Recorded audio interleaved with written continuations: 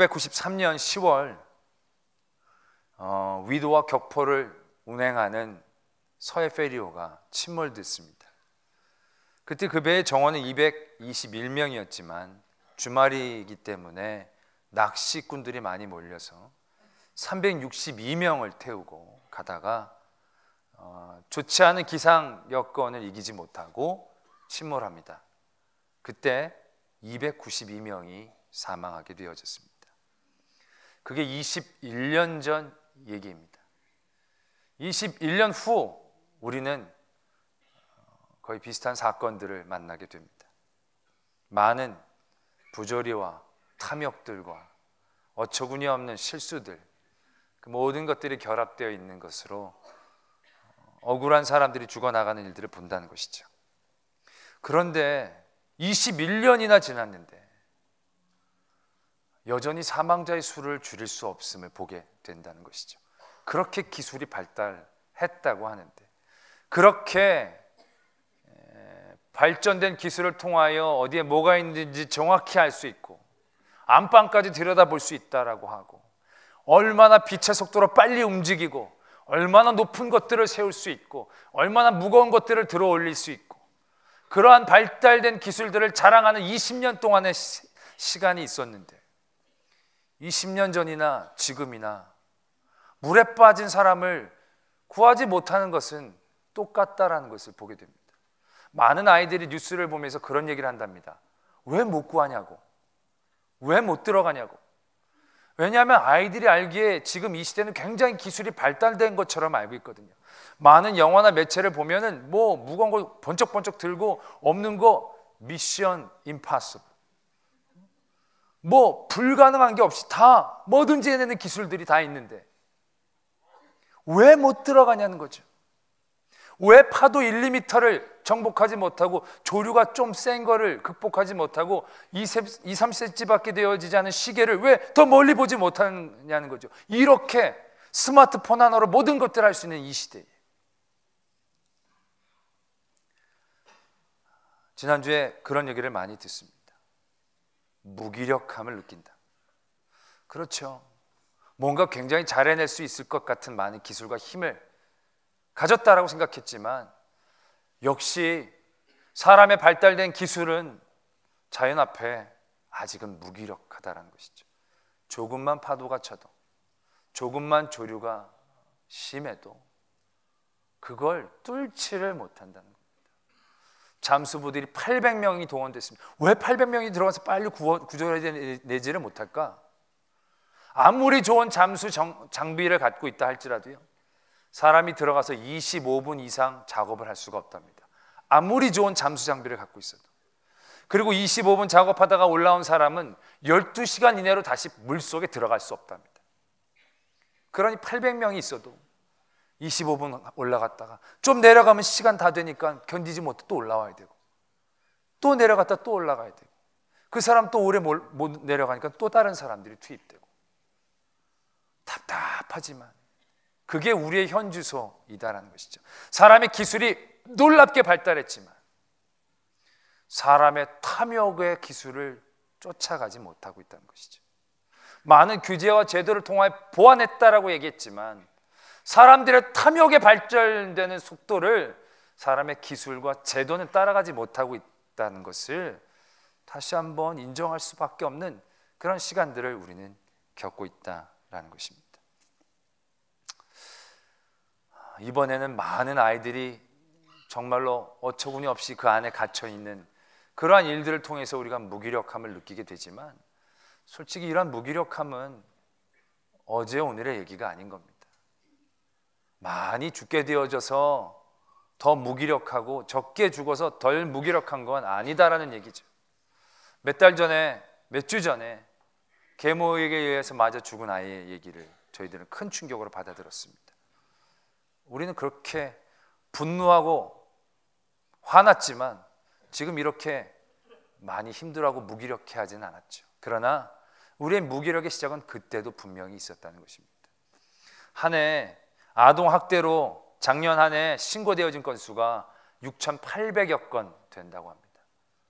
아동학대로 신고되어진 건수가. 웬만큼 맞아서는 신고하지 않습니다. 많이 맞아야 신고를 하는 건수가 6,700건입니다. 그러니 학대받는 아동들이 얼마나 더 많겠습니까? 그 중에 매일같이 맞는 아이들의 퍼센트가 53%입니다. 매일같이 죽도록 맞는 아이들의 퍼센트가 53%. 신고된 건수로만 봐도 3,000명 이상의 아이들이 늘 난파된 배 위에 홀로 서 있는 것과 같은 삶을 살고 있다는 겁니다. 그들의 가해자가 조금 더 술을 먹고 때린다거나 조금 더 치명적인 곳을 때린다거나 좀 더 화가 나서 때리면 그들의 삶과 죽음은 딱 한 장 차이도 되지 않습니다. 죽은 아이는 한 명이지만 똑같은 삶의 배를 타고 있는 아이들은 6,700여 명이 되고 있다는 거죠. 그러나 그 아이들에 대해 우리는 무기력합니다. 무관심과 무기력이죠. 더군다나 우리가 쉽지 않은 게 지난번에는 계모가 때려서 그렇기 때문에 더 우리가 분노했지만요, 솔직히 가장 강력한 가해자는 친부모입니다. 80% 이상이 친부모에게 학대를 받고 있다는 것이죠. 그렇기 때문에 더 사회가 무기력해질 수밖에 없다는 것입니다. 그들뿐만이 아니라 이 세상 가운데서 정말 난파된 배 가운데에 갇혀있는 그런 삶의 자리를 가지고 있는 사람들이 얼마나 많습니까? 그들에게 우리가 정말 할 수 있는 게 별로 없습니다. 이렇게 기술이 발달되고 복지가 나아지고 예산이 많아졌다고 했지만 그렇게 나아지지 않고 있다는 것이죠. 미국이 아동학대를 예방하고 방지하기 위해서 1년에 쓰는 돈이 80억 달러랍니다. 우리나라 돈으로 8조 원이 훨씬 넘는 돈이죠. 깜짝 놀랐습니다. 미국은 우리가 생각하기에 아이들의 천국 같은 나라입니다. 정말로 공부하기도 살기에도 마음껏 자유를 누리며 배울 수 있는 아이들의 천국과 같은 그 미국이 아이들의 학대를 방지하기 위해서 쓰는 돈이 8조 원이 넘는다는 겁니다. 그건 그만큼 그 땅에도 아동 학대가 많다라는 것에 대한 반증이다라는 거죠. 미국이 그렇다라면 얼마나 이 땅 가운데에 학대받는 여리고 약한 이들이 많이 있는가. 그러나 그들 앞에 발달돼서 높이 건물을 쌓고 빠르게 움직이고 눈 하나만 깜짝해도 될 수 있는 많은 기술들을 갖고 있음에도 불구하고 그 모든 일들에는 굉장히 무기력해지는 저희들을 인정하지 않을 수 없다는 것이죠. 발달된 기술은 그 탐욕에 대한 대항하기 위한 기술이 아니라 탐욕을 키우기 위한 기술이었다라고 밖에 생각할 수 없는 자리를 만나게 되어집니다. 그래서 답은 예수 그리스도밖에 없습니다. 세상은 많은 것들로 발달하고 발전시킵니다. 규제와 제도와 룰을 만들고 그리고 많은 기술을 쏟아붓습니다. 그러나 탐욕의 속도를 따라갈 수는 없습니다. 죄악의 속도를 따라갈 수는 없습니다. 그래서 우리에게 소망은 예수 그리스도밖에 없음을 다시 한번 인정하고 고백해야 합니다.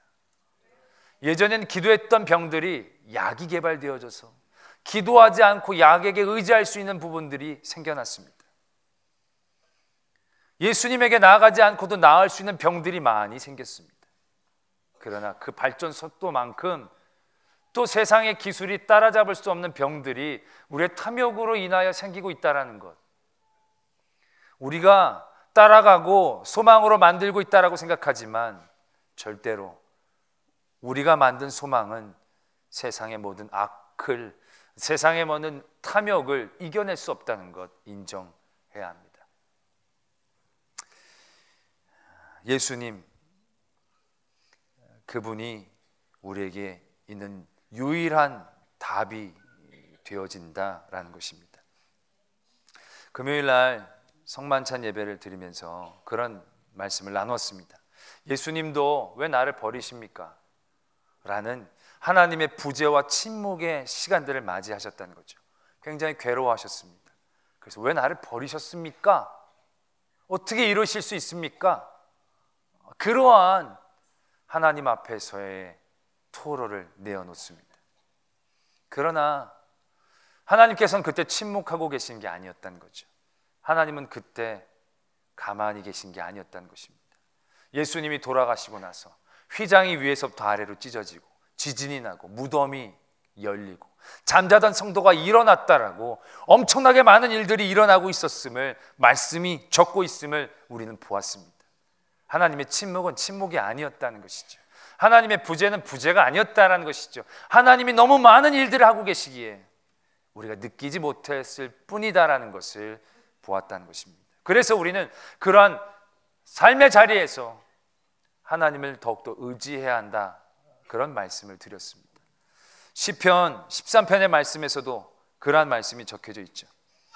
여호와의 어느 때까지니까 나를 영원히 잊으시나이까? 주의 얼굴을 나에게서 어느 때까지 숨기시겠나이까? 나의 영혼이 번민하고 종일토록 마음에 근심하기를 어느 때까지 하오며 내 원수가 나를 치며 자랑하기를 어느 때까지 하리이까? 정말로 절망의 마지막 자리에서 하나님 앞에 이렇게 부르짖고 있다는 것이죠. 그러나 그런 부르짖음 가운데에 이 시편의 기자는 다시금 이렇게 본인을 붙잡습니다. 나는 오직 주의 사랑을 의지하였사오니 나의 마음은 주의 구원을 기뻐하리이다. 상황과 환경이 바뀐 것은 아니었지만 그가 주의 사랑을 다시금 의지하고 붙잡을 수 있을 때에 찬송이 회복되어지고 기쁨이 그의 삶 가운데에 임하게 되었다라는 말씀을 보게 되어진다는 것이죠. 찬송가에도 이런 찬송가가 있습니다. 이 세상에 근심된 일이 많고 참 평안을 몰랐구나. 주 예수 날 오라 부르시니 곧 평안이 쉬리로다. 주 예수의 구원의 은혜로다. 참 기쁘고 즐겁구나. 그 은혜를 영원히 누리겠네. 곧 평안이 쉬리로다. 3절의 가사는 이렇습니다. 이 세상에 죄악된 일이 많고 참 죽을 일 쌓였구나. 내 주 예수 날 건져 주시오니 곧 평안히 쉬리로다. 이 세상에 죄악된 일이 많고 참 죽을 일 쌓였구나. 이것이 우리의 삶의 찬양이고 노래입니다. 죄악된 일이 많고 죽을 일들이 쌓여있다는 것이죠. 그러나 이 찬양은 내 주 예수 날 오라 부르시니 주 예수 날 건져 주시오니 곧 평안히 쉬리로다. 주 예수의 구원의 은혜로다. 참 기쁘고 즐겁구나. 그 은혜를 영원히 누리겠네. 곧 평안히 쉬리로다. 이 찬양이 우리 모든 성도들에게 정답인 찬양입니다. 이 세상에 많은 고통과 고난과 왜 어떻게라고 질문해야 될 그런 삶의 자리에서 우리의 답은 결국 예수 그리스도입니다. 하나님 한 분밖에 계시지 않다는 것, 우리가 끝까지 붙잡을 수 있어야 한다는 것입니다. 그러나 이러한 큰 사건과 아픔과 고통 가운데에 왜와 어떻게로 물어오는 많은 성도들에게 이렇게 말씀을 드렸지요. 예수의 사랑을 의지해야 합니다. 그래서 찬송하고 기뻐할 수 있는 것입니다. 우리의 소망은 어차피 이 땅의 소망이 아니었지 않습니까? 우리의 소망은 영혼을 구원하고 하늘의 소망을 갖는 소망 아니었습니까? 그러니 조금만 더 참고 견뎌봅시다. 조금만 더 지켜냅시다. 그러한 얘기를 수없이 드리게 되어집니다. 그러나 엄청난 사건과 고통으로 괴로워하고 있는 이들에게 그 말이 들려지지 않음을 보게 되어집니다. 어떻게 그게 되냐라는 거죠. 누군 그렇게 하고 싶지 않아서 그렇게 할 수 없느냐는 거죠. 나도 그렇게 의지하고 싶고 붙잡고 하늘 소망을 바라보며 견디고 싶어 하지만 하늘이 보이지 않는 걸 어떻게 하냐는 거죠. 하늘이 계시다면 어떻게 이런 일이 있을 수 있냐라는 질문이 끊임없이 쏟아져 나오는데 어떡하냐는 거죠. 내가 정작 아무것도 붙잡을 수 없는데 의지를 어떻게 하느냐는 거죠. 그러한 괴로움의 토로 가운데 저의 설명이 굉장히 옹색해지는 것을 너무나 많이 느낀다는 거죠. 어떻게 할 수 있을까?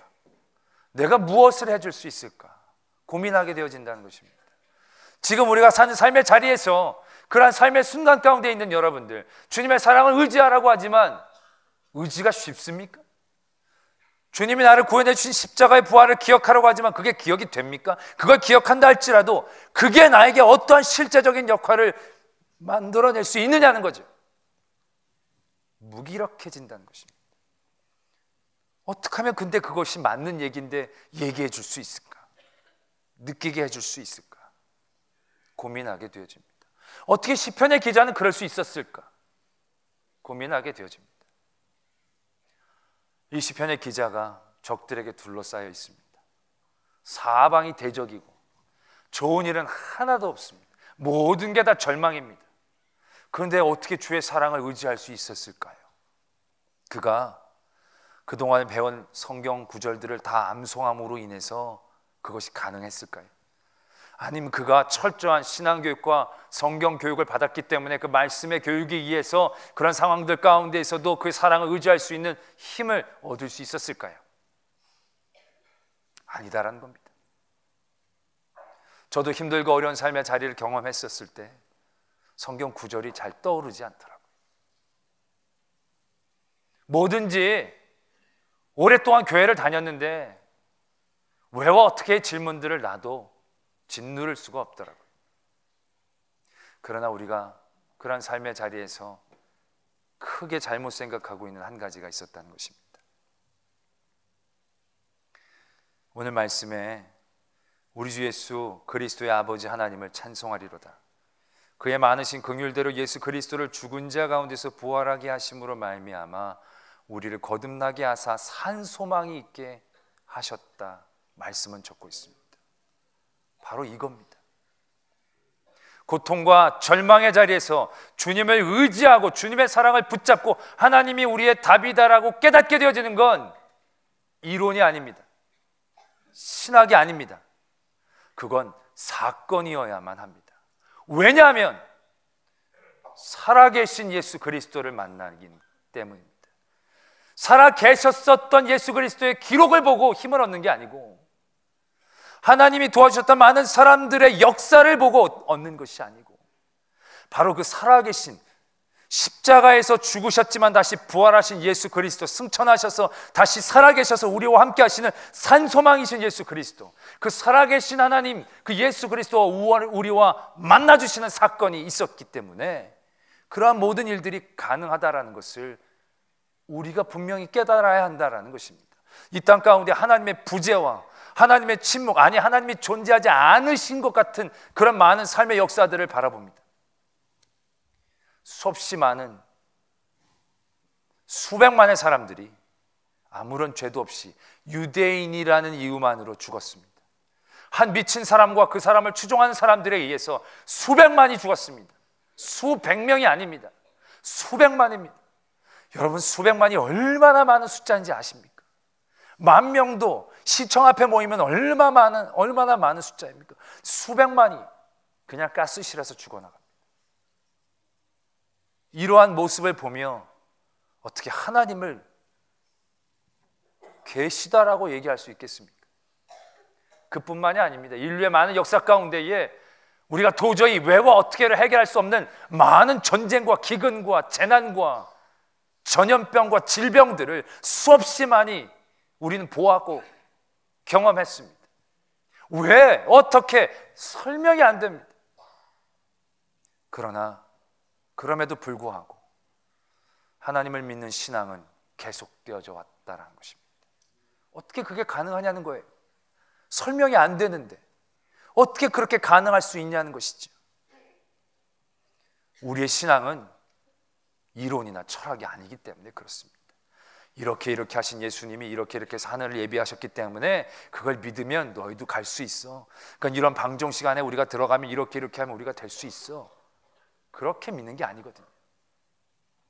살아계신 예수님이 한 사람 한 사람을 만나주시는 사건이 있었기 때문에 기독교의 신앙은 유지될 수 있었습니다. 성경은 하나님의 논리와 신학을 적은 책이 아닙니다. 성경은 하나님이 사람들을 만나주시는 사건을 적은 책이고, 우리가 만나고 있는 사건이 하나님과의 만남이 옳은 만남인가를 검증해주게 하는 사건을 적은 책이고, 앞으로 하나님을 만나는 사건 가운데 힘쓰고 애쓰기를 독려하는 그러한 말씀이다라는 것입니다. 성경 안에서도 서로가 서로에게 맞지 않는 논리를 갖고 있는 말씀들이 여럿 있습니다. 여기선 이랬다, 저기선 저랬다라는 말씀이 있습니다. 말도 안 됩니다. 그러나 말이 됩니다. 왜요? 논리가 아니라 살아있는 생명력이니까요. 예수님은 돌아가셨고 그 위인을 따라가는 그 길이 아니거든요. 살아계신 산 소망이신 예수 그리스도를 우리가 믿는 것이거든요. 그래서 우리는 사랑을 의지할 수 있고, 그래서 우리는 찬송할 수 있고, 그래서 우리는 기뻐할 수 있다라는 것입니다. 우리의 논리와 신학과 교육이 아니라 사건이다라는 것이죠. 하나님이 우리에게 만나주시는 사건. 여러분들이 지금 이 자리에 앉아 있습니까? 신학과 논리로 나온 게 아닙니다. 여러분들의 시작도 사건으로 시작한 겁니다. 살아계신 예수님과 만나는 사건, 살아계신 성령님께서 여러분들을 이끌어 주셨던 그 사건, 그 사건으로 나온 거지 여러분들의 지혜와 지식으로 나온 게 아니고 여러분들의 논리와 이해력으로 나온 게 아닙니다. 때문에 왜 어떻게 이런 일이 일어날 수 있습니까? 라는 질문에는 논리적으로 해석할 수 없습니다. 설명해 드릴 수 없습니다. 우리는 할 수 없습니다. 그러나 산소망이신 예수 그리스도의 만남의 사건을 통하여 그 모든 일들은 해결되어 나갈 것입니다. 우리가 이 땅 가운데 소망을 삼고 있는 것들은 무엇입니까? 그 소망의 기쁨을 삼고 있는 제목들은 다 무엇입니까? 다 유효기간이 있습니다. 다 능력의 한계가 있습니다. 여러분들 뭘 하면 제일 오래 기뻐하실 수 있습니까? 어떠한 소망함이 채워져야 여러분들은 오랫동안 기뻐하실 수 있겠습니까? 여러분들 갖고 있는 소망은 죽은 소망입니다. 먹는 즉시 썩어 문드러질 소망이지요. 우리가 살아난다 할지라도 그 살아남도 결국 순간일 뿐입니다. 그 소망이 무엇으로 우리를 채워주겠습니까? 우리 아이가 하도 기분이 안 좋아하길래 뭘 해주면 그렇게 기분이 좋겠니? 엄마와 함께 놀이동산에 갔다 오면 좀 기분이 좋아질 것 같다. 놀이동산에 갔다 오면 며칠이나 기분 좋겠니? 아이가 냉정하게 판단하더니 2, 3일은 갈 것 같다. 그러나 2, 3일도 가지 않습니다. 놀이동산을 나오는 그 순간 이미 깨집니다. 기쁨은. 내가 다시는 너 데리고 오나 보네. 내가 엄마한테 내가 다시는 가자고 그러나 보네. 수없이 많은 놀이동산에서 기쁨이 깨어지는 것들을 얼마나 많이 봅니까? 세상에 우리의 소망이 다 그렇습니다. 왜? 죽은 거니까요. 무생물들이니까요. 죽어질 것들이니까요. 썩어질 것들이니까요. 그러한 우리에게 예수 그리스도는 살아있는 소망으로 오신 것입니다. 우리가 믿는 믿음은 살아있는 분을 믿는 겁니다. 그분과 만나는 겁니다.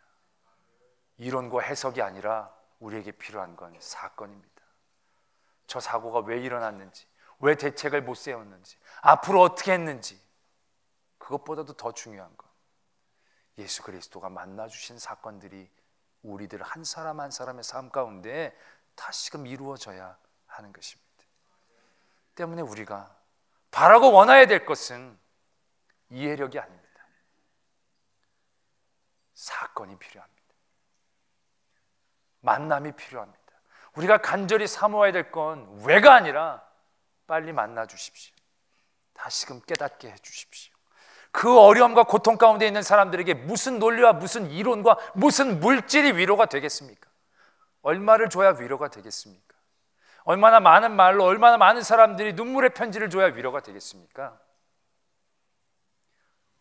예수 그리스도와의 만남 이외에는 없습니다. 그건 그분들도 우리들도 다 똑같습니다.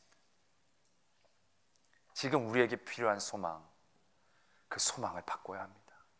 썩어지지 않고 더럽혀지지 않고 빼앗기지 않고, 또한 그 기쁨만으로 통하여 나만 기뻐하고 내 기쁨이 다른 사람들의 질투와 괴로움을 유발시키는 그런 기쁨이 아니라 그 기쁨이 나의 기쁨을 통해서 더 넘쳐 모든 사람들을 기뻐할 수 있게 하는 그러한 기쁨과 소망이 될 수 있게 하는 거예요. 그건 예수 그리스도와 만나는 사건밖에 없다는 것이지요. 그 사건을 도전하기를 원합니다. 사건을 사모하기를 원합니다. 그러한 사건을 만났을 때에 이 세상에 죄악된 일이 많고 참 죽을 일이 쌓였지만 주 예수가 나를 건져주시는 그 사건을 통하여 늘 평안히 쉬리로다. 주 예수의 구원의 은혜로다. 참 기쁘고 즐겁구나. 그 은혜를 영원히 누리겠네. 곧 평안히 쉬리로다. 이 찬양이 우리의 삶 가운데의 사건으로 경험되어지는 그런 은혜와 역사가 있기를 소망합니다. 기도하겠습니다.